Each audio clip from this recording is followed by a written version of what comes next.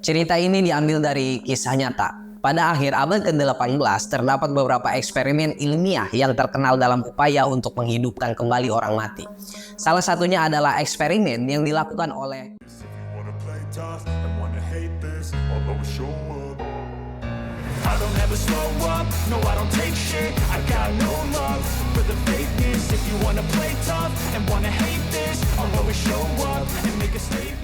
Luigi Galvani, seorang dokter dan fisikawan Italia.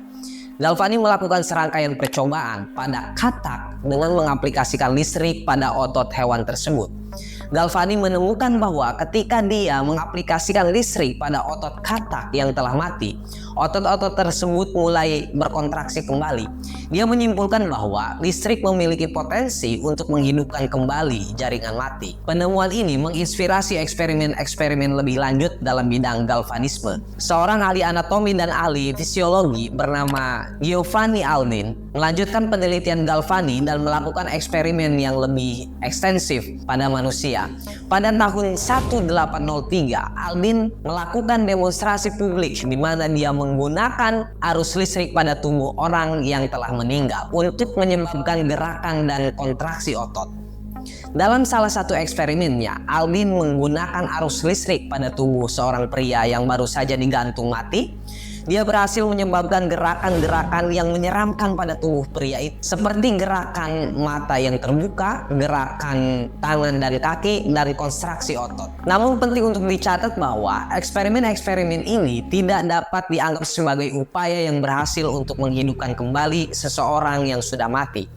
Gerakan yang dihasilkan oleh arus listrik pada tubuh mati adalah respons fisik yang bersifat refleks dan tidak menunjukkan kehidupan yang kembali.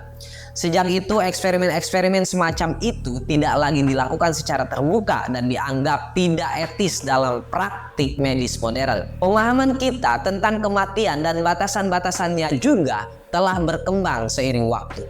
Saat ini telah difokuskan pada bidang medis adalah pada upaya penyelamatan nyawa dengan resusitasi kardiopulmoner, dalam dunia medis disebut CPR, dan terfokus juga pada perawatan darurat yang memadai meskipun penelitian terus berlanjut dalam bidang seperti regenerasi jaringan dan teknologi medis.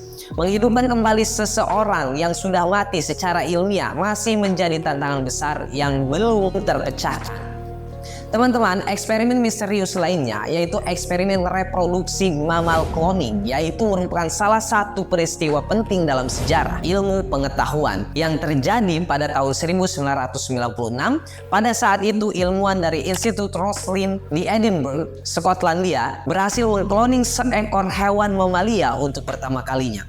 Proyek ini dipimpin oleh seorang ilmuwan bernama Dr. Ian Wilmut. Tim penelitiannya bertujuan untuk menghasilkan salinan genetik dari seekor domba dewasa yang telah matang secara reproduksi.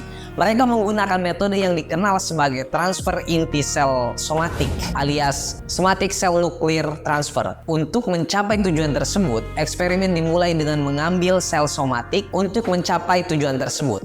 Eksperimen dimulai dengan mengambil sel somatik dewasa dari kelenjar susu domba yang bernama Dolly. Selanjutnya, sel tersebut dimatangkan di laboratorium dan inti selnya diambil. Kemudian, inti sel tersebut ditempatkan ke dalam sel telur yang telah diambil inti sel somatiknya dan dikeluarkan inti sel aslinya.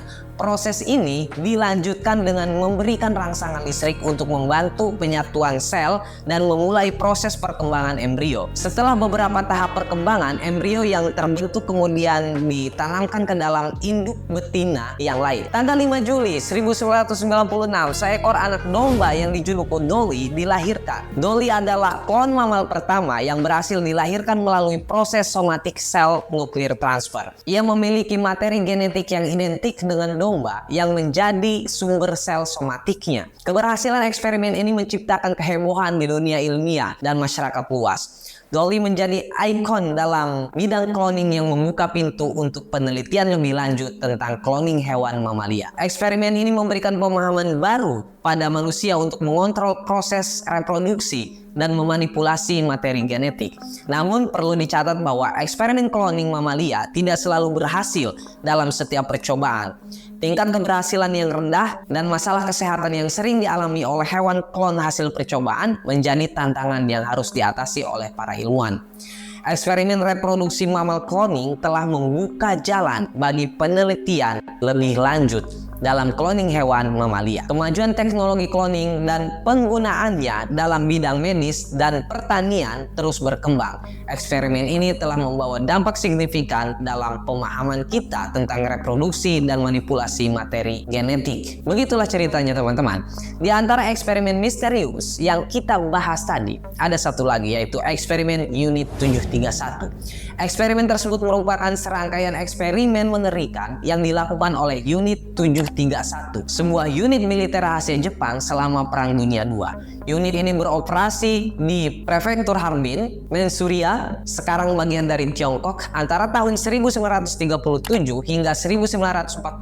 Penyiksaan, percobaan biologis, dan pelanggaran hak asasi manusia yang ekstrim terhadap tahanan perang dan warga sipil, termasuk wanita, anak-anak, dan orang tua. Mereka melakukan kekejaman yang tak terbayangkan dalam rangka mengembangkan senjata biologis dan mempelajari efek penyakit serta kekebalan tubuh. Salah satu jenis eksperimen yang dilakukan adalah pemberian penyakit infeksius seperti kolera, antraks, dan kencing tikus kepada tahanan untuk mempelajari perkembangan penyakit dan efek obat-obatan mereka.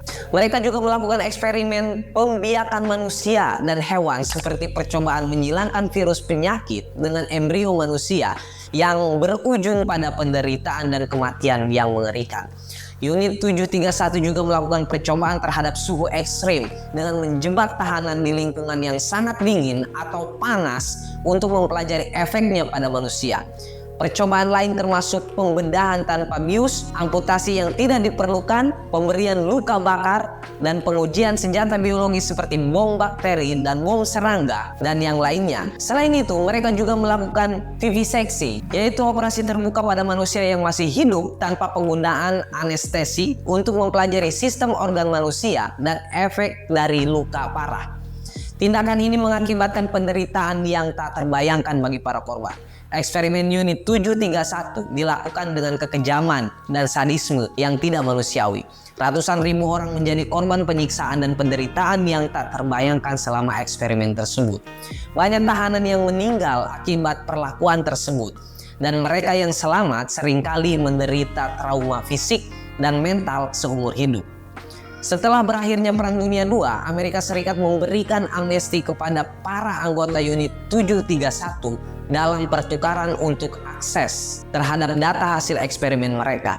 Sebagai hasilnya, banyak dari mereka yang terlibat dalam kekejaman tersebut tidak dihukum atas kejahatan perang mereka. Eksperimen Unit 731 menjadi contoh ekstrim dari pelanggaran hak asasi manusia dan etika penelitian. Peristiwa ini menjadi saksi kekejaman dan kebrutalan yang tidak dapat diabaikan dalam sejarah manusia, dan mengingatkan kita akan pentingnya menghormati martabat dan nilai-nilai manusia dalam setiap eksperimen atau penelitian yang dilakukan. That's all. Thank you so much for watching this video. See you. Bye-bye.